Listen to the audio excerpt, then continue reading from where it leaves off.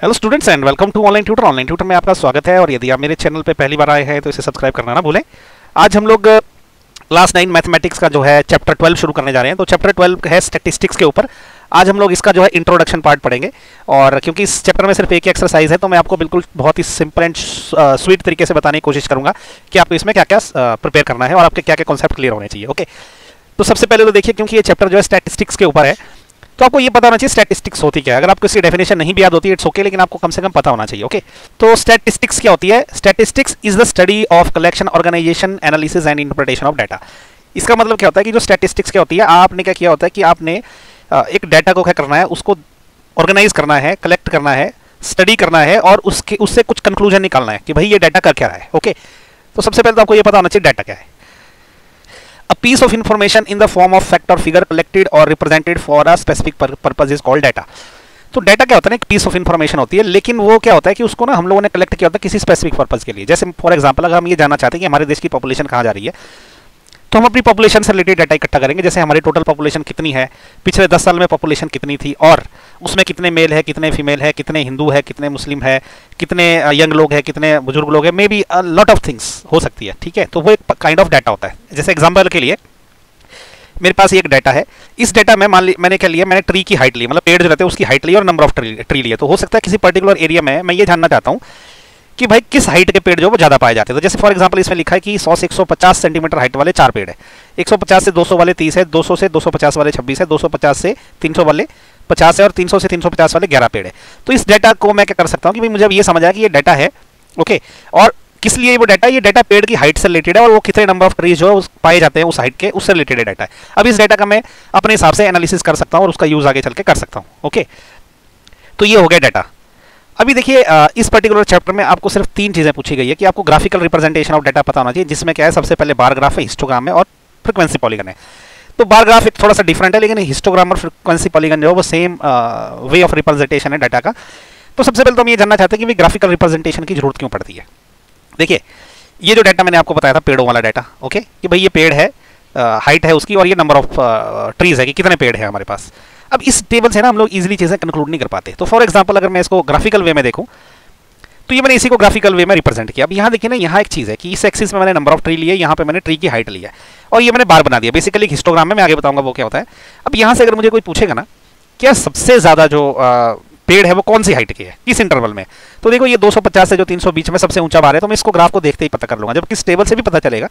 लेकिन इस टेबल से देखने में थोड़ा सा दिमाग ज्यादा लगाना पड़ता है। ये जो ह्यूमंस रहते हैं ना उनकी जो विजुअल मेमोरी है वो बहुत अच्छी रहती है और विजुअल वे में डाटा को जो है ना ईजी रहता है इंटरप्रेट करना। इसमें ये भी देख सकते हैं कि हम लोग सबसे कम नंबर ऑफ ट्रीज कौन से इंटरवल में है। तो ये देखो, ये सबसे छोटा वाला ना, ये 100 से 150, तो ये 100 से 150 में सबसे कम नंबर ऑफ ट्रीज है।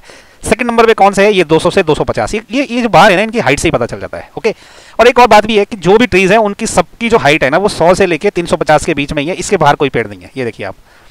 तो ये जो ग्राफिकल रिप्रेजेंटेशन ऑफ डाटा है ना, इससे हम लोग बहुत सारी चीजें निकाल सकते हैं। ओके, तो इसलिए हमको डाटा को क्या करना पड़ता है, ग्राफिकल उसमें रिप्रेजेंट करना पड़ता है। तो अभी हम अपने 3 टाइप के जो मेन हिस्टोग्राम, बार, हिस्टोग्राम और फ्रीक्वेंसी पॉलीगन है उनको देखते हैं बेसिकली होते क्या है।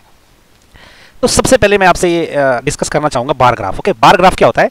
A diagram that uses narrow bands of different heights to show different amount so that they can be compared. Okay, तो जैसे ये एक डाटा मैंने लिया अलग टाइप का, सेम ट्री का डाटा है कि मैंने 100 से लेकर 125 के बीच में 4 पेड़ है, 150 से 175 के बीच में 30 पेड़ है, 200 से 225 के बीच में 26 है, 250 से 275 हाइट के जो पेड़ है वो 50 है। तो ये डाटा है। अब इसको मुझे क्या करना है, बार ग्राफ में रिप्रेजेंट करना है। तो मैंने क्या किया, अभी एक ग्राफ पेपर ले लिया, आप देख रहे हो।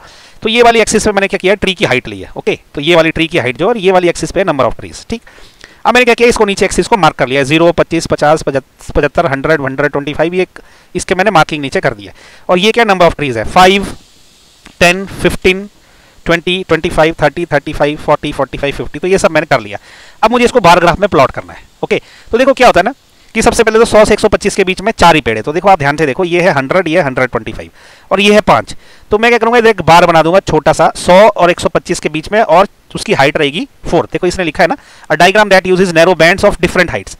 डिफरेंट हाइट्स के बैंड होते हैं और हाइट क्या होती है, इसके बराबर होती है, और बैंड क्या रहता है, ये इंटरवल बैंड रहता है उसका। ठीक है, तो मैंने एक ग्राफ बना दिया जैसे, तो ये देखो 100 से 125 के बीच में मैंने एक बार बना दिया जिसकी हाइट है 4, क्योंकि यहाँ पे 4 है। ये 5 से थोड़ा सा नीचे बनाई है, ठीक, फिर नेक्स्ट इंटरवल कहाँ है, 150 से 175 के बीच में, जिसकी हाइट होनी चाहिए 30। तो 150 और 175 ये वाली लाइन है यहाँ पे, ओके, और उसकी हाइट कितनी होनी चाहिए, 30 यहाँ तक। तो ये एक मैं ऐसे को एक बार इसमें ड्रॉ करूंगा, तो ये मैंने एक बार बना दिया, ओके।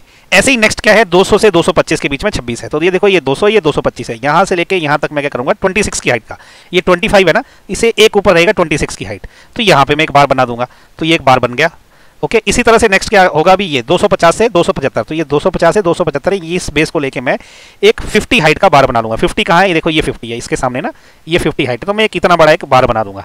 तो ये देखिए ये मैंने बार जो है प्लॉट कर दिया, ओके। नेक्स्ट क्या है, 300 से 325 के बीच में 11 है, तो ये 300 से 325 को मैं बेस लूंगा, और 11 करेगा, देखो ये 10 है ना, 10 के थोड़ा सा नीचे, तो यहाँ लगभग जो है वो 11 बनेगा, तो ये भी एक ड्रॉ कर दिया बार, ओके। तो अब ये जो है ना, इस टाइप की रिप्रेजेंटेशन को हम बोलते हैं बार ग्राफ, ओके। तो बार ग्राफ जो है बहुत मुश्किल नहीं रहते, देखो ये इंटरवल है और उसकी हाइट है, ये इंटरवल है उसकी हाइट है, ये इंटरवल है उसकी हाइट है, तो डायरेक्ट उसको क्या किया हमने, एक्स एक्सिस पे क्या किया हमने, इंटरवल ले लिए, वाई एक्सिस पे हाइट ले ली और उनको प्लॉट कर दिया। तो ये एक बार ग्राफ का तरीका है।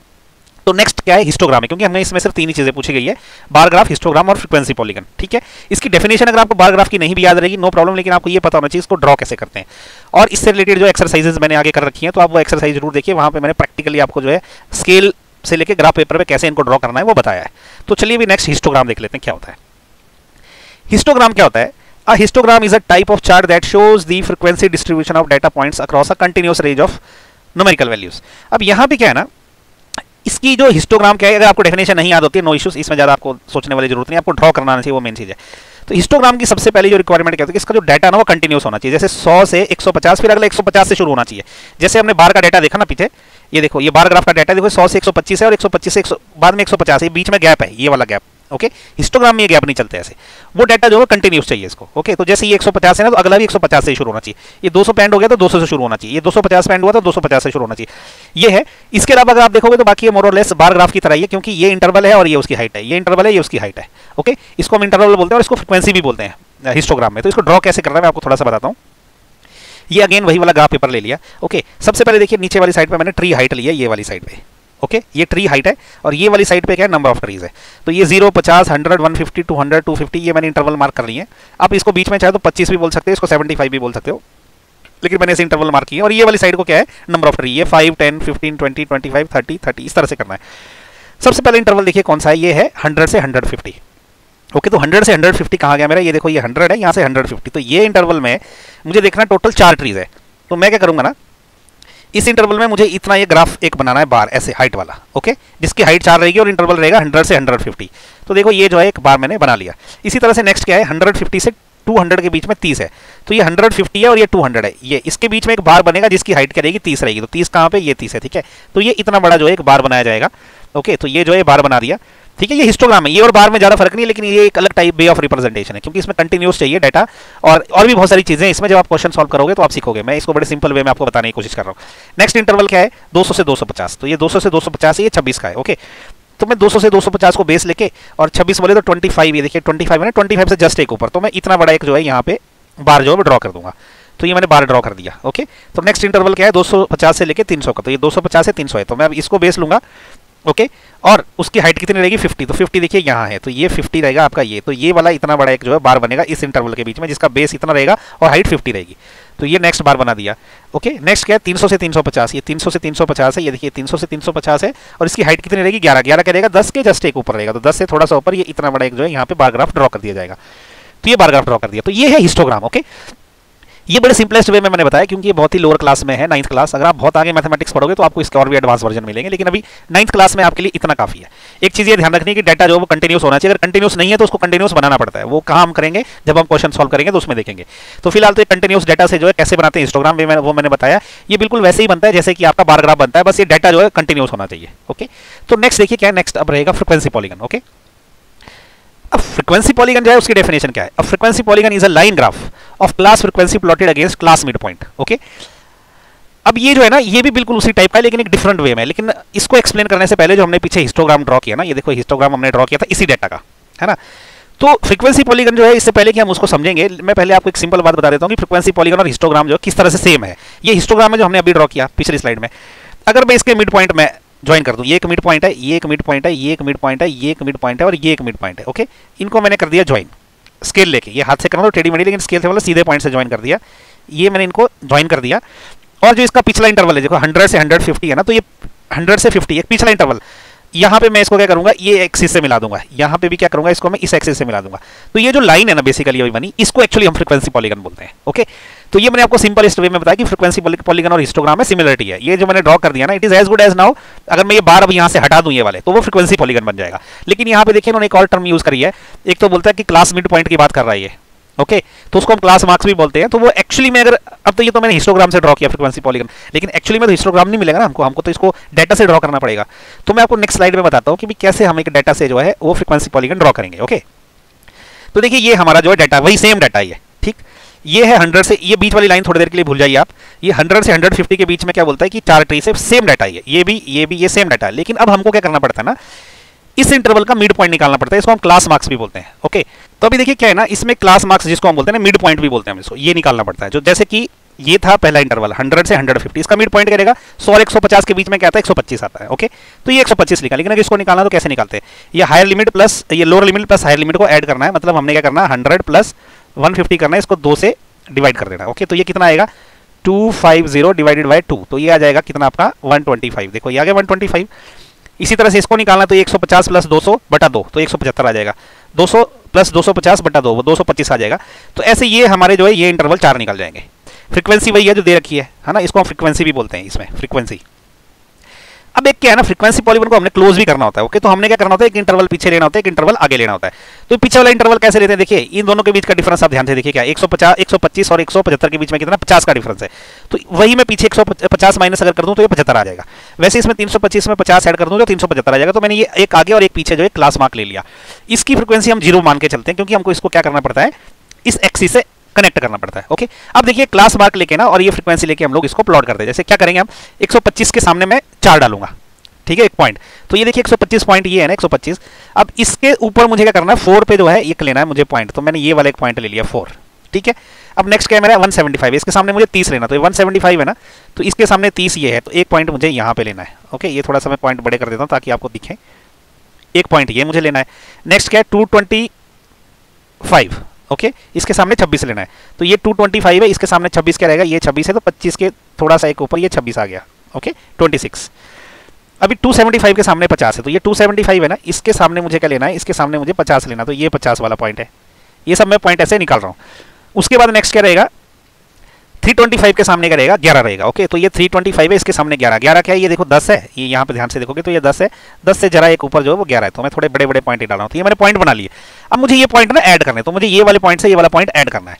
तो मैंने देखो इसको लाइन से ऐड कर दिया। वैसे अभी इस पॉइंट के बाद ये पॉइंट ऐड करना है यहाँ से, तो ये स्ट्रेट लाइन से ये भी ऐड कर दिया। अब यहाँ से ये पॉइंट ऐड करना है, तो ये वाला पॉइंट भी ऐड कर दिया। अब यहाँ से ये स्केल लेके ऐड करना है, मैं तो ये इस पे कर रहा हूँ स्क्रीन पे। ओके, अब ये वाला पॉइंट भी ऐड करना है, तो ये पॉइंट भी ऐड हो गया। अब देखिए ये बन गया मेरा फ्रीक्वेंसी पॉलीगन, लेकिन इसमें कमी है, जब तक मैं इसको यहाँ जोड़ू नहीं ना तो मेरा जो है क्वेश्चन गलत हो जाएगा। ठीक है, इसलिए आप देखोगे तो एक इंटरवल पीछे और एक इंटरवल आगे लेना पड़ता है। ओके, तो देखिए अभी एक इंटरवल पीछे का 75 है, वहाँ पे 0 लेना पड़ता है, तो इसके पीछे का इंटरवल 75 जो है यहाँ है, एक पॉइंट यहाँ लेना पड़ेगा। और आगे वाला इंटरवल क्या है 375 के सामने भी 0, तो यहाँ भी लेना पड़ेगा। ओके, तो ये भी लेना पड़ेगा। अब ये को इसको भी ऐड करना है मुझे, लाइन को, ये लाइन भी जोड़ दी और ये लाइन भी जोड़नी है। ओके, अब ये मेरा फ्रीक्वेंसी को पॉलीगन जो है वो कंप्लीट हो गया। ठीक, तो फ्रीक्वेंसी पॉलीगन जो है ड्रॉ करने का यही तरीका है। हिस्टोग्राम का तो मैंने बता दिया, फ्रीक्वेंसी पॉलीगन का। अपने फ्रीक्वेंसी पॉलीगन में क्या करना है, ये इंटरवल का मिड पॉइंट लेना है, जिसको हम क्लास मार्क भी बोलते हैं। मिड पॉइंट मैंने कैसे बताया, कैसे निकलेगा, lower limit plus higher limit divided by 2, तो ये मिड पॉइंट निकल गए, सारे मिड पॉइंट निकालने हैं। फिर एक इंटरवल पीछे मिड पॉइंट लेना और एक इंटरवल आगे मिड पॉइंट लेना है, और उसकी फ्रीक्वेंसी 0 रखनी है ताकि हम इसको क्लोज कर सके, तभी हमारा जो है फ्रीक्वेंसी पॉलीगन ढंग से बनेगा। तो मैंने आपको एक ही डाटा का ना, इस टाइप के डाटा का मैंने आपको बार ग्राफ भी ड्रॉ करके बताया, मैंने आपको इसका हिस्टोग्राम भी ड्रॉ करके बताया, और मैंने इसका फ्रीक्वेंसी पॉलीगन भी ड्रॉ करके बताया। ओके, तो मुझे उम्मीद है कि आपको थोड़ा सा आइडिया लगा होगा कि क्या क्या होते हैं ये तीनों, स्टैटिस्टिक्स क्या होती है, डाटा क्या होता है, हिस्टोग्राम क्या होते हैं, बार ग्राफ क्या होता है, फ्रीक्वेंसी पॉलीगन क्या होता है। लेकिन फिर भी अगर आपको कुछ कंफ्यूजन है या कुछ डाउट है तो प्लीज़ ये वीडियो रिवाइंड करके देखिए, और उसके बावजूद भी कोई डाउट रह जाता है तो नीचे कमेंट करके मेरे से डाउट पूछिए, मैं डाउट क्लियर करने के लिए रेडी हूँ। ओके, और इसके अलावा चैनल को सब्सक्राइब और शेयर और लाइक ज़रूर करें, और कुछ भी रहे तो प्लीज़ कमेंट करा जाए। ओके, ये जो है बेसिकली ये मैंने बहुत ही स्वीट बनाने की कोशिश करी है, सिंपल सा, सिर्फ 9th क्लास के पॉइंट ऑफ व्यू से, 9th क्लास के बच्चों के लिए। Okay, so thank you so much for watching my video, thank you.